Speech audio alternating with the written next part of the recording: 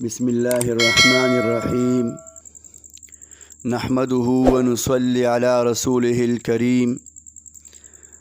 بعض موقع داسې دي چې په هغې کې د مسلمان دعا ضرور قبلیږي. اسې خو د مسلمان هر دعا په هر وخت کې په هر ځای کې چې وغواړي نو الله جل شانه ورته شرف د قبولیت ورکوي. خو بعض خاص موقع داسې دي چې په هغه موقعو کې دعا وغوښتي شي نو الله جل جلاله یې بالکل نه رد کوي. احادیث مبارکو کې د هغه موقعو ذکر راغلی دی.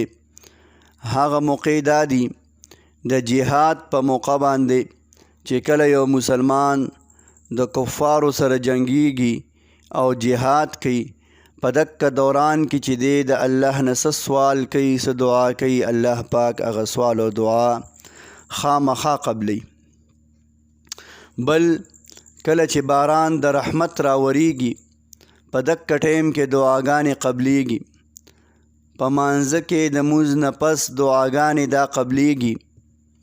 څوک چې کعبۃ الله بیت الله وویني نو د بیت الله ته د کتلو په وخت کې دعاګانې دا قبلیږي. دکرنګې د تهجد په وخت کې دعاګانې قبلیږي. د ختم القرآن په موقع باندې دعاګانې قبلیږي. یو انسان دی هغه قرآن پاک ختم کو نو د هغې نه پس هغه له دعا غوښتل پکار دي. دعاګانې قبلیږي. د اذان او د اقامت په منځ کې چې کم وخت دی دغه وخت کې دعاګانې قبلیږي. اذان وشي د اذان نه پس اقامته پورې 10 منټه 15 منټه 15 منټه دا انتظاري. نو په دغه وخت کې د الله نه دعاګانې غوښتل دا ډیر زیات چې کم دی قبولیت ته نږدې دي. او دکرنګې د شب قدر په موقع باندې د لیلة القدر په موقع باندې دعاګانې قبلیږي. د عرفې په ورځ دعاګانې قبلیږي. د عرفات په میدان کې د جمعې مبارکې په ورځ د افطارۍ او د روژه ماتي په وخت کې دعاګانې قبلیږي.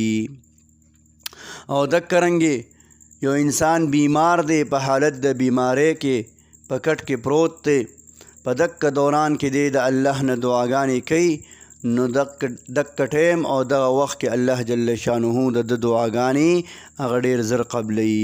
او د مسافر دعاګانې قبلیږي کله چې دی په سفر کې وي.